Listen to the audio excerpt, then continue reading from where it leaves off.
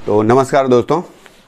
प्राय हम लोग अपनी तुलना जो है दूसरों से करना शुरू कर देते हैं। जैसे मैं भी इतना कर रहा हूं तो मैं उसके जैसा क्यों नहीं पा रहा हूं, या वो वैसा कर रहा है तो मैं उसके जैसा क्यों नहीं बन पा रहा हूं। इस तरह की तुलना प्राय हम अपने जीवन में किया करते हैं और करते हैं।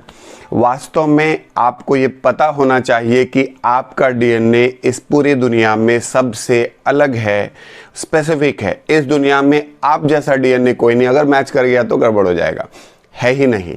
इसका मतलब जब आपका डीएनए ही मैच नहीं करता, आपका कंस्टिट्यूएंट ही मैच नहीं करता, तो फिर आप एक बॉडी की दूसरे बॉडी से तुलना कैसे कर सकते हैं?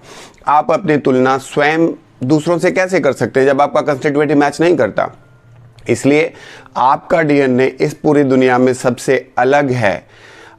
आप जैसा इस दुनिया में कोई नहीं, क्योंकि आपका डीएनए इस पूरी दुनिया में सबसे स्पेसिफिक और अकेला है, अलग है। इसलिए आपके डीएनए के पास जो प्रॉपर्टीज़ हैं, जो गुण हैं, वो दूसरों के पास नहीं हैं।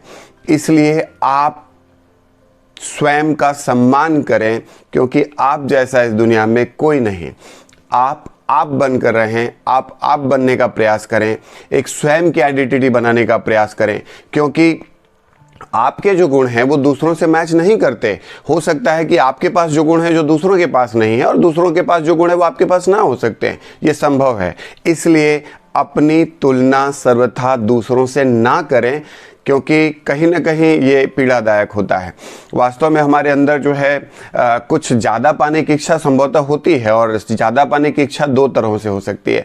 वास्तव में हमें ये कभी आगे बढ़ने के लिए भी प्रेरित करती है, लेकिन कभी कभी असंतुष्टि का भाव भी दे सकती है।